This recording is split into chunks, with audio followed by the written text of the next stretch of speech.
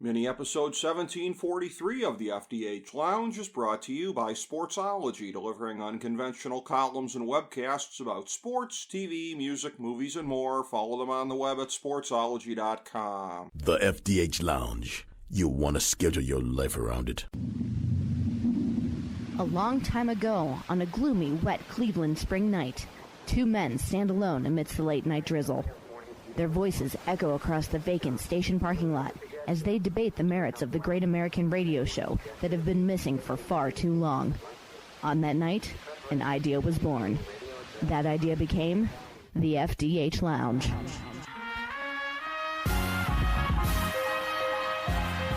Welcome to the FDH Lounge. Hello, everyone. Welcome to FDH Lounge mini episode 1743. This is FDH Managing Partner Rick Morris coming at you. And we have with us here today one of our favorite FDH Lounge dignitaries, my good pal, FDH Hoops analyst Ben Chu.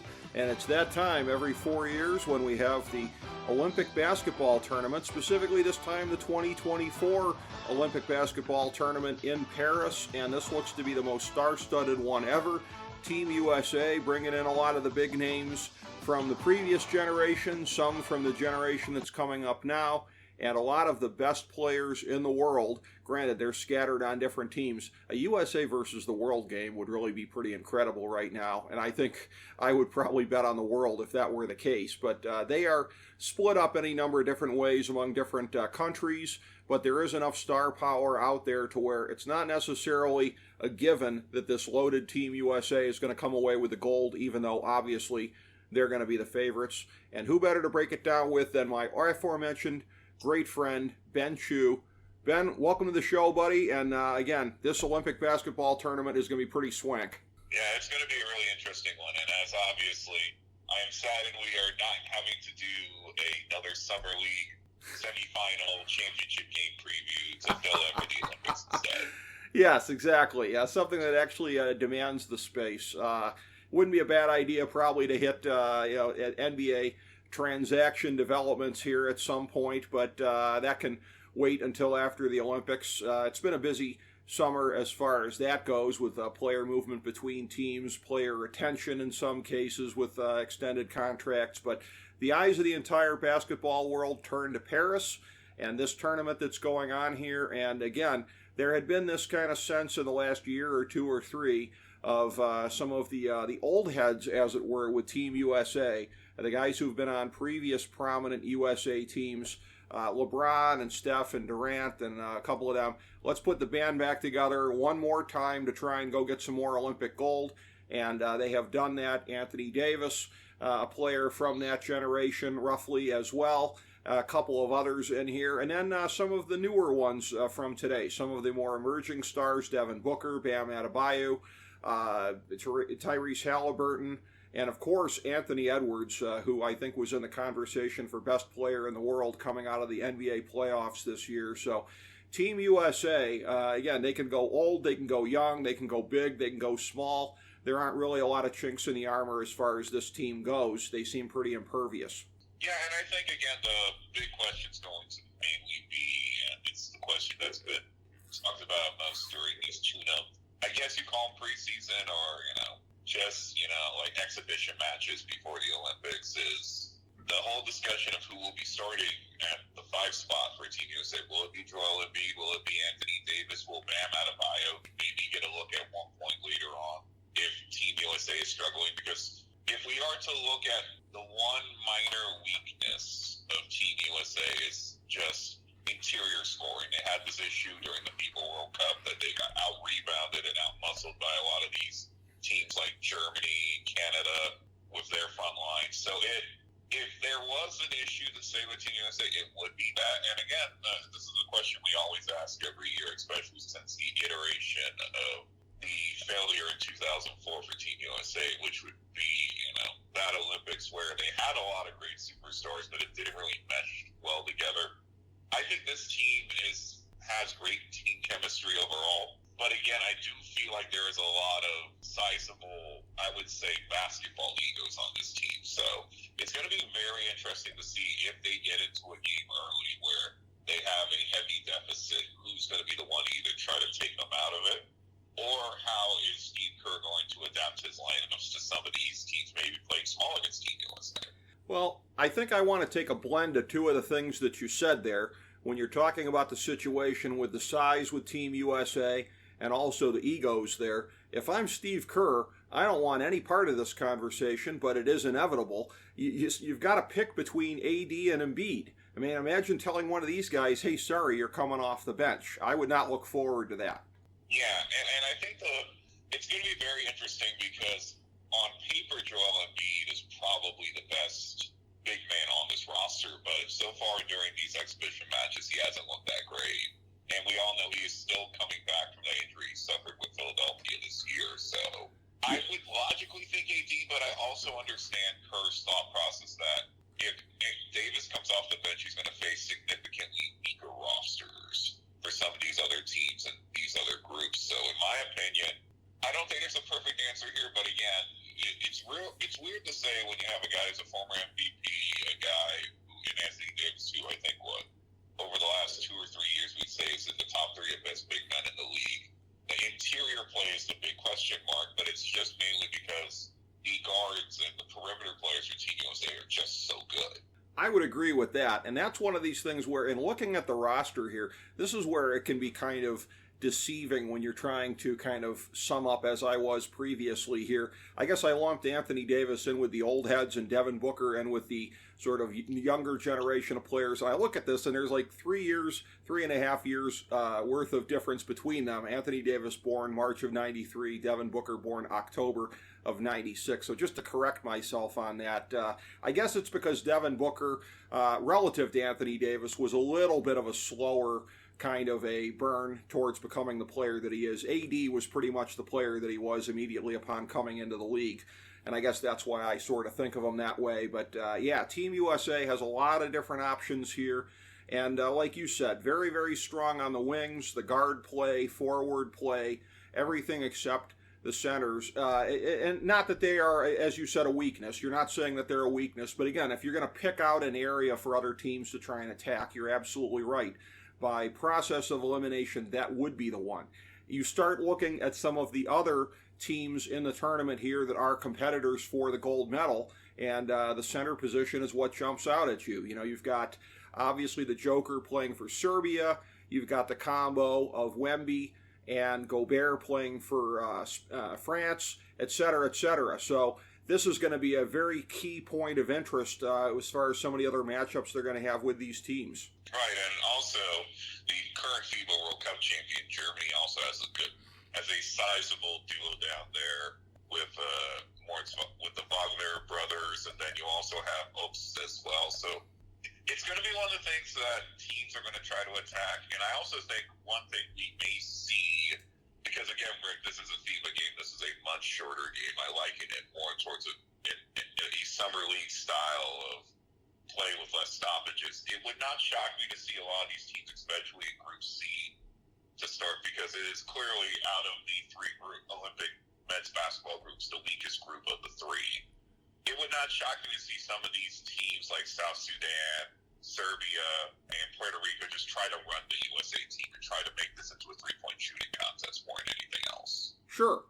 I mean, that's what you might as well try and do. And you're right about that with Group C, because you can just look at this right now and just think to yourself that, I mean, barring something really extraordinary, it's going to be the United States and Serbia coming out of this one.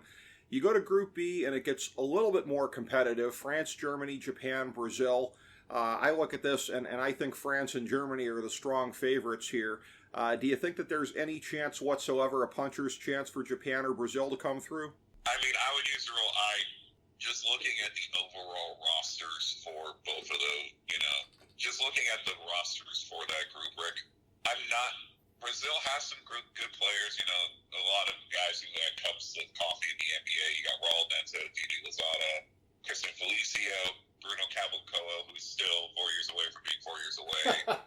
And Japan, they have notable players too, Yuta Watanabe, Rui Hashimura, who plays for the Lakers currently. So I don't see with those teams any major upsets. But again, as we know, when we talk about the FIBA tournament, if you have talent and you can hit 3-pointers and you can slow other games down. So I find it almost impossible in Group A or Group B to rule anyone out because any team can get hot at any point. And Sure. I'd be remiss not to mention this at this point. I think this is a fair assessment. This is the most of the 12 teams in this tournament right now. Every single one of them has at least 2 current or former NBA players on their roster. So Yeah.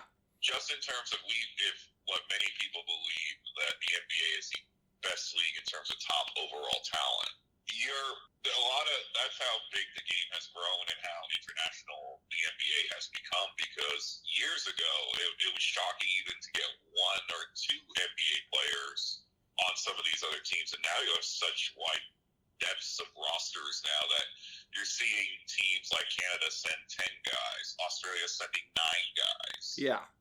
So 9 NBA players. So it's not a tough thing. I would say it would be very shocking to me to see France and Germany not go through in there just because of everything. I could see Brazil be possibly a sleeper pick because they do have a lot of talent. I think Japan's an interesting team, but essentially my real concern for them is you're putting a lot on Rui Hachimura and Yuta Watanabe to win. And I do feel like when you have 2 powerhouses in a group like this, I think the logic stands to dictate that they will get through to the next round. You would have to think so, yeah. And again, it's not just NBA talent that is on these teams. It's how strong the NBA talent is in some instances. You've got Nikola Jokic for Serbia, who I think is presently the best player in the world, anchoring that team. You've got, I would say, France way more so than Mo Wagner for Germany as far as star talent goes. As I said, the aforementioned French twin towers of Wemby and Gobert. And then in Group A, this is one of these things where if I'm one of these countries, I got to be looking at this saying, blind draw my left teat. How did I end up in Group A? Because Australia, Greece, Canada, Spain, and in particular, some of the star power in this one here with Greece, of course. Hey, what do you know? There's a guy named the Greek Freak that plays for Greece. What are the odds of that? And then for Canada, SGA, Jamal Murray, among others. So you have some of the best players in the world that are actually suiting up for some of these other teams here too. But again, Australia, Spain, they've been very, very strong in international play in recent times here. Group A really, really looks like the one where, you put them all in a tumbler and you kind of pull out for whoever you think it's going to be. My guess would be, gun to my head, Australia and Canada to come out of this one, but ultimately, who knows? Yeah.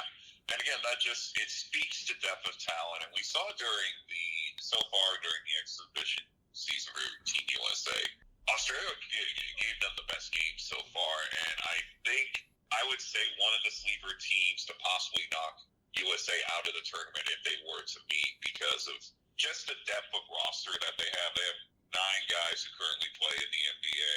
And they have a lot of young, flexy, sort of big, long wing guys like Josh Green, Dyson Daniels, Giddey as well, and then you got, Patty Mills, who's a long-time player. Then the one thing I will say is that for their big guys, Rick, of Jock Landale, Will Mangay, and a guy who played for Portland last season, Duane Bree, they're all very underrated basketball players. So I don't think Australia is the, favorite outside of Team USA, but I do feel like that's arguably their worst matchup on paper. Okay.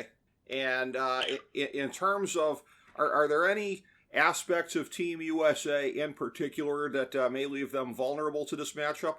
I think just because essentially Australia plays this sort of 40-minute breakneck pace, shoots a lot of threes, and on top of that too, they have great interior scoring with Wandale and Reeve and Will Mangay too. It's just what I feel like in terms of how Australia's at, they're tough, they're scrappy, and they have a lot of NBA players on that roster. And the one thing I can note too is that one of the guys that, even though he's bounced around now, Dyson Daniels is a very good perimeter defender. Same thing with Josh Green at the NBA level. So I feel like they match up a little bit better in certain cases. I would say there are other teams with better overall talent, I'd argue, like Canada, Germany, and France all have higher talent, but I almost feel like Australia is just one of those teams that they're scrappy, they make big plays, and they have the NBA talent to match up with Team USA. Yeah, I could very well see that being the case, because, again, they have, in terms of the style of play, it is one of those things where looking at some of the games that have taken place thus far, there were a lot of folks on Twitter who delighted in pointing out, and I delighted in reading this, that seeing Delhi lock up Steph Curry brought back some fond memories of the 2010s, Ben Chu. Yeah, and I also, the one thing too with Australia too is that two guys we haven't really even mentioned yet, Dante Exum and Josh Giddey, have both played well so far in these exhibition matches and are, NBA guys. They're kind of an inverse situation. Giddey's coming off of his issues last season, his personal issues last season, and Exum coming back from major injury. Like, they have a lot of top flight talent. I think, Rick, honestly, we all know this. Like, I think Canada right now overall has the, outside of Joker and Team USA, Canada has the best player right now in Shai Gilgeous-Alexander. And it's going to be interesting with guys like Dylan Brooks, Nikhil Alexander-Walker, who are great defenders. The issue for Canada, and I feel like this is a very obvious one, and you saw it in the U.S. basketball showcase for the first exhibition match, is that they just have a supreme lack of size right now. Mm-hmm. Like, you're starting at essentially center at this point around Ken Birch and Trey Lyles and Dwight Powell and Kelly Olynyk.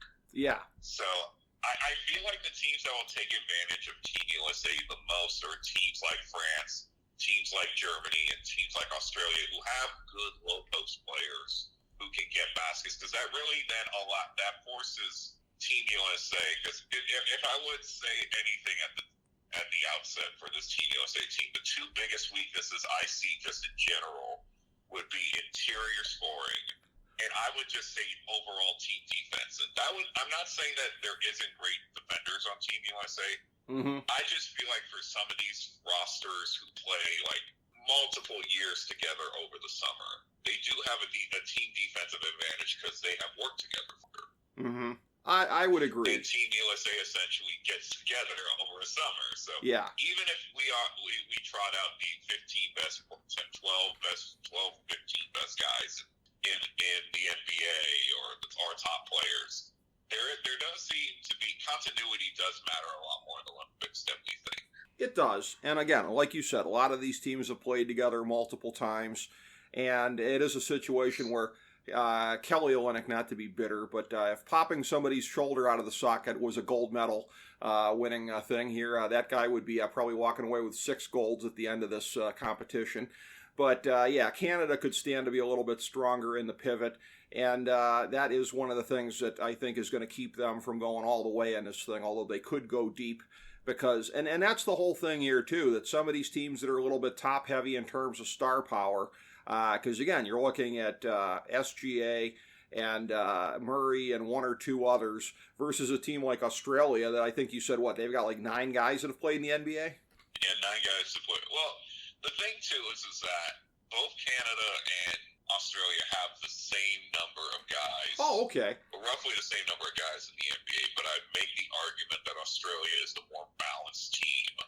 Yeah.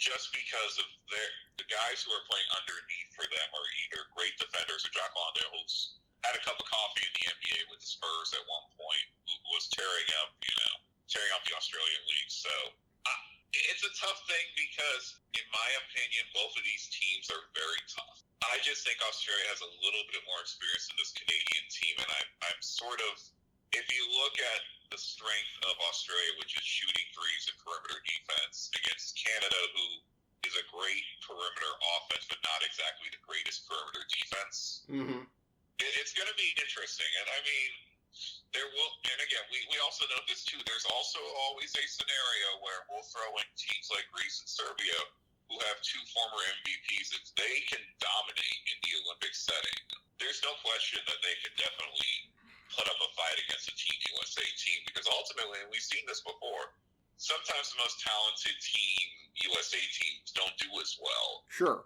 Against like a single power individual. Now, Alabama, I'd make the argument that in this case, neither Giannis or Nikola Jokic has the talent around them to really make it out of their groups consistently. But again, it's going to be interesting. And I mean, one team that we haven't really talked about yet that's been kind of flying under the radar, but I'm very intrigued to see how they match up with Team USA, which is Puerto Rico.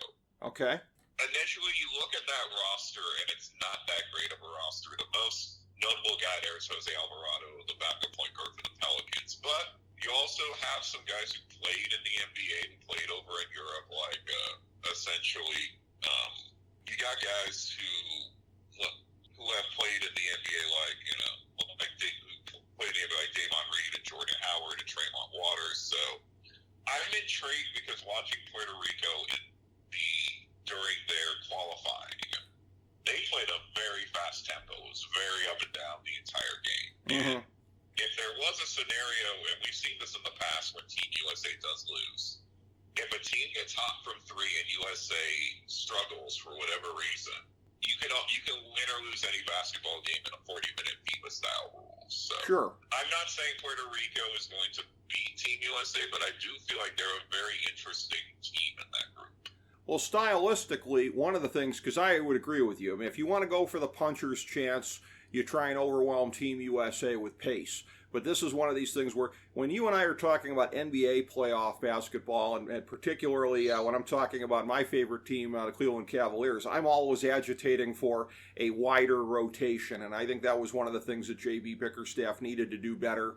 That from listening to the Cavs' new coach, Kenny Atkinson, he's saying that he may go with a 10-man rotation a lot of times here. So as much as this is something that I agitate for in regular NBA basketball and in the playoffs, you don't have to sit here and agitate for it during the Olympics, because Steve Kerr politically can't really ignore anybody that's on this team. I mean, you're going to have a couple guys that have lesser minutes than the other guys, but that's one of the things that's going to give the USA a chance to respond on this, is that it's a little bit harder to run down USA when you've got a number of guys out there on the floor that are probably going to be in the low 20s in terms of minutes.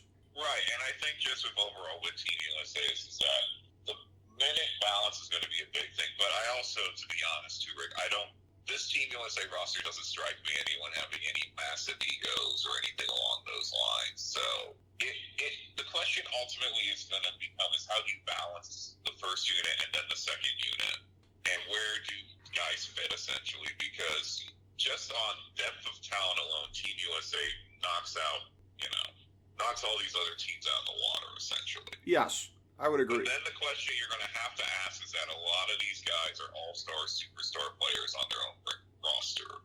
And the question that I always bring up to people is that it's a different, and one of the justifications for like why do Team USA teams lose during the World Cup, which is when you're the guy on a roster for a basketball team and you're the guy, you're used to how it's run for you. You're used to getting 20, 30 shots a game.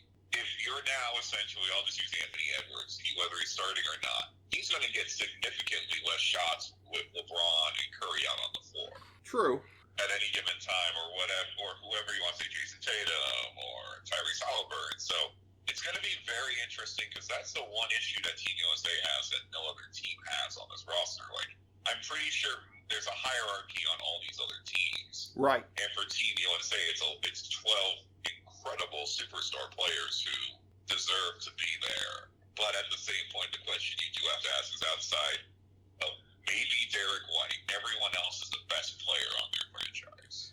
You just gave a great counterpoint. But essentially White and Holiday are kind of the same, but sure. Essentially they're their lead man, essentially. Yeah, and White... And I do wonder at some point is if Team USA ever gets into a game where a team jumps out on them by 20 or 30 points, if it turns into a little bit of star ball at the end and not sharing, and that can definitely cause a Team USA team to lose. Yeah, and White and Holiday and maybe to some extent Bam Adebayo are guys that are here to, like you said, kind of play a role, so to speak, as opposed to what the other 9 guys are doing. But you just gave an incredible... Still 9 guys that were back. Yeah, true. You gave an incredible counterpoint to what I was saying, because I was saying, well, you're not going to run down Team USA stamina-wise, but then your counterpoint is very, very compelling, and maybe the thing to be afraid of the most if you're a Team USA fan is that, okay, so you're going to have the guys rotating in and out so that the pace doesn't kill you if somebody's trying to run up the pace on you, but how do you get enough guys, and in this case it could be 2 or 3, that's all you need, if that, in tempo. How do you get, like, as far as the scorer's touch for a game, sometimes you need a couple of touches to be able to get your tempo going and to be able to be in rhythm scoring wise. Yeah, that could be a thing where if you're having to be too small d democratic as far as spreading the ball around in terms of having to rotate guys in and out, you may not have enough guys that have the shooter's touch going in any particular game. So that could make it difficult. Right. And again, that's the benefit and the negative at the same time. Sure. Yeah. The benefit is that the U.S. team has the deepest depth of talent I think we've seen in a while for the Olympics. Yep. But the problem is, again, is that if it's going to be continuity, because that's the one thing this Team USA team does not have. That is true. Or what I like to say is, like, I feel at this point Team USA is probably 80% likely to win the gold medal this year. Mm-hmm. And if they lose it, the two things that I think are going to be the most glaring is inside scoring and continuity of roster. Yeah. Well, and, in looking at that scenario, it's really interesting, isn't it? Because if the shots aren't falling from outside, if it's one of those things where a team is dictating pace and it's like, okay, we got to have a churn here so that we don't have some of our guys with the tongues hanging out of our mouths, and they're having to get that churn going, and you don't have enough chances for guys to be able to get in rhythm out there, you're going to have to disproportionately go inside a little bit more. So it's going to be maybe being forced to rely on Davis and Adebayo and Embiid to a certain extent to try to get the easier buckets. So that's what's interesting, is that it could very well play into that, and you might have to make the thing that is, relatively speaking, a weakness, and that's, again, relatively speaking in all caps, but you might have to try to make that a strength if you get into a situation like this where a team's trying to run you off the court. Right, and I think the good thing for Team USA is that they are in the weakest of the three groups, so they're going to get an opportunity to get their sea legs around them. In most scenarios, Rick, Serbia is the only team that I think has a legitimate chance of beating Team USA at any point in the group stage. Yes. So they'll have their chance to get their sea legs about it. And this is also a fair question to ask, which is, Team USA is going to be in one of the weaker groups overall. How will that impact them heading into the knockout round stages?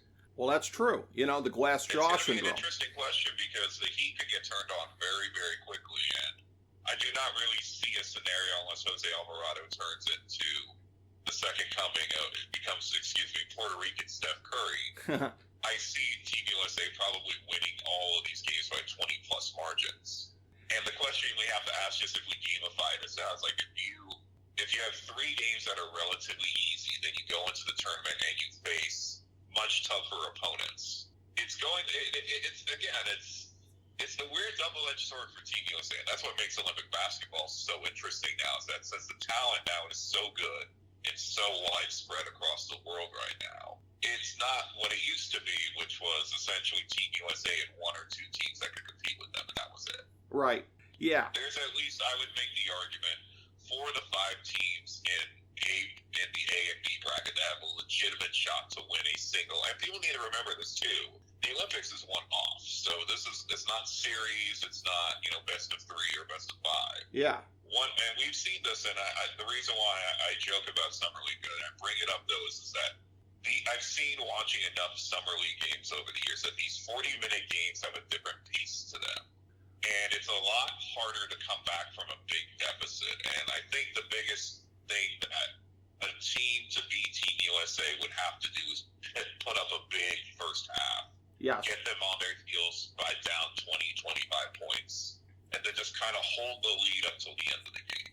Well, that's it. Yeah. I mean, Team USA, if that were to happen, I could easily see a situation where these guys go on tilt and start jacking up threes, and then again, if not enough of them have their shooting touch on a given night, it could make it worse.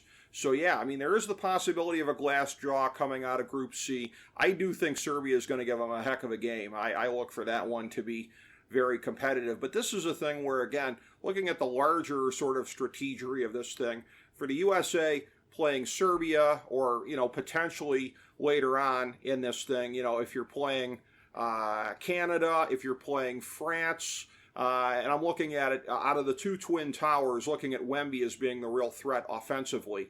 I mean, if you're playing a team that's got one of the best players in the world, I mean, I would assume under these circumstances, you double team, triple team, and you make the other guys beat you. Right, and I think it just overall, just discussion points, Rick.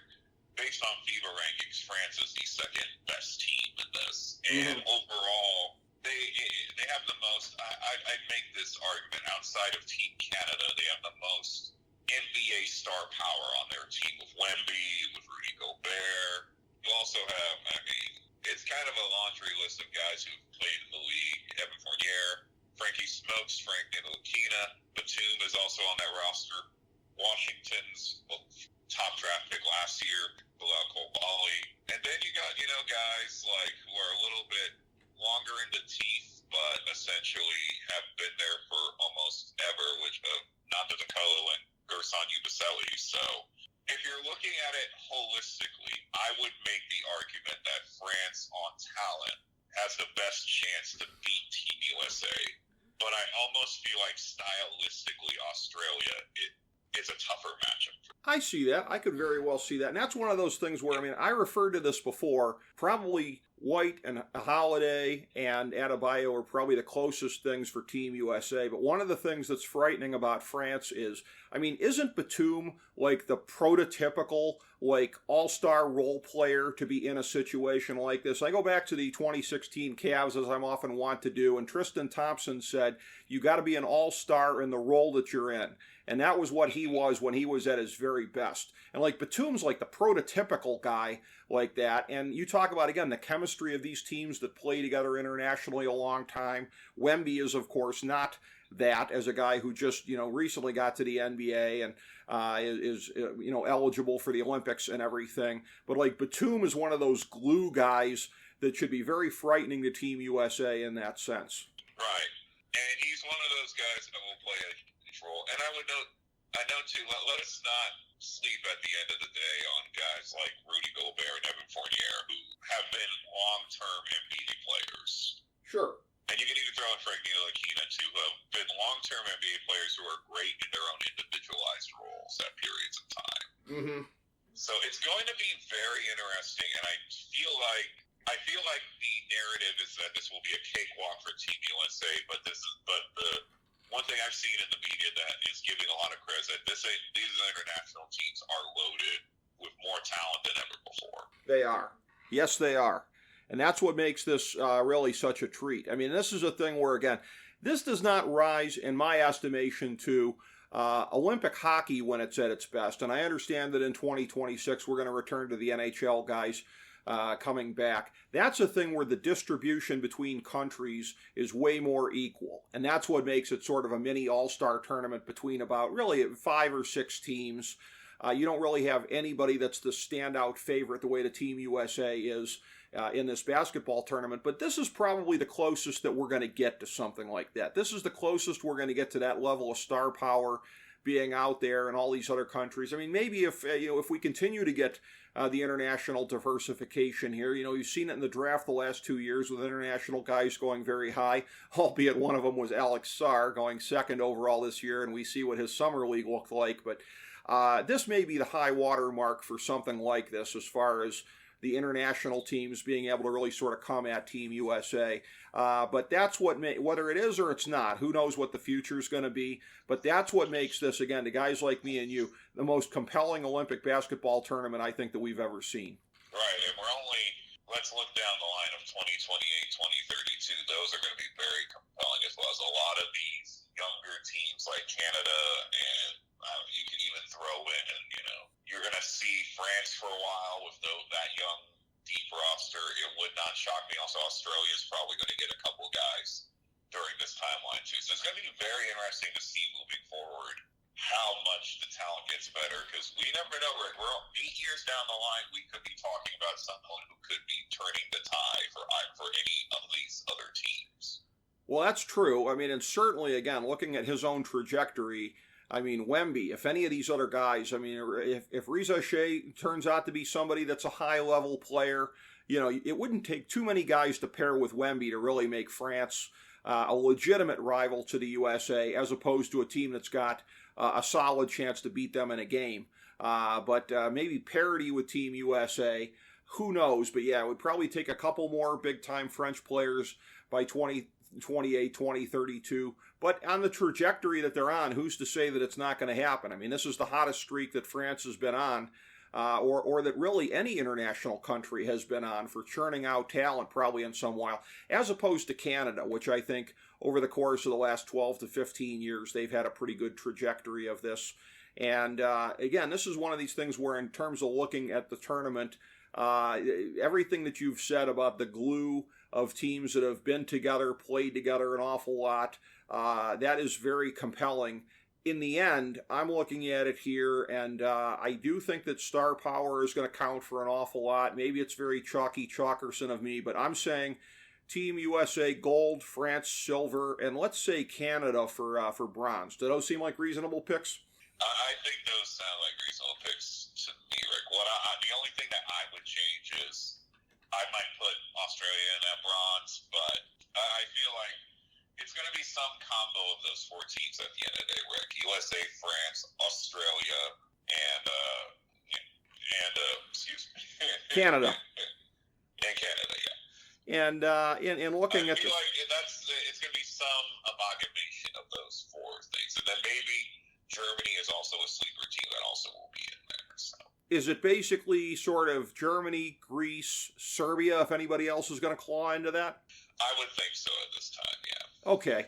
Yeah, it's going to make, and again, Group A. And again, the big thing going to come down to this will be seeding. Yes. And the pathway for some of these teams to go on to the next round. Because looking at the knockout stages, there's going to be a lot of tough opening round matches for teams. Yes. And that's where, again, if Australia, if they make it in, then having somebody take them out before it comes to a Team USA game could be very key, which it sounds weird to say about avoiding an Australia matchup, avoiding an anything matchup if you're Team USA, but like you said, stylistically, that's going to be a thing. It will be very, very odd for me if it comes to that game, watching Delhi locking up on Steph Curry and not being able to root for Delhi. I've got a lot of muscle memory from 2015 to 2018, Ben Chu.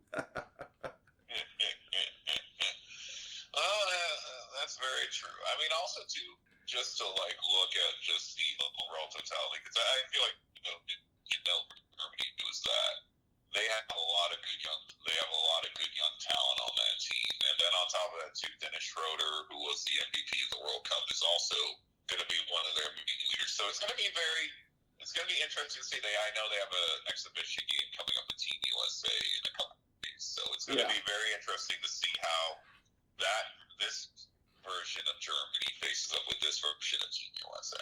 Yeah, and if there's a Germany USA game, it's going to be funny to see some of the faces. Like if Schroeder actually goes off, it's going to be funny to see the faces of guys like LeBron and Tatum.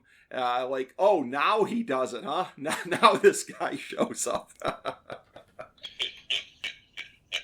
overall, too, I do think, Rick, it feels almost like we're set up for a USA France battle in the championship game. But again, the most depth of talent, it would not shock me if Team USA makes it to the finals and someone else is standing in their way. Very possibly, yes. And just in looking at the presentation of this, I think that we can consider this a little bit of a sneak preview of a little bit more than a year down the line when NBC, again, assuming the matching rights, blah, blah, blah, blah, blah, but NBC, I think, is definitely locked in at this point as far as being a broadcast partner of the NBA starting in the 2025-2026 season. It's going to be on the lead team on the games here, Noah Eagle and Dwayne Wade. Many are speculating that this is something of an audition for both of them for the NBA games subsequently.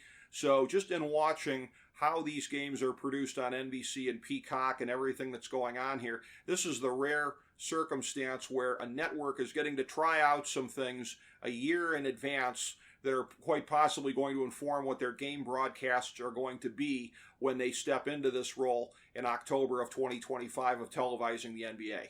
Right, and it's going to, as we know, NBC does great Olympic coverage, and it's going to be very interesting to see how moving forward, how NBC will treat the Olympics, especially with the higher edge of beating the NBA race, because it felt like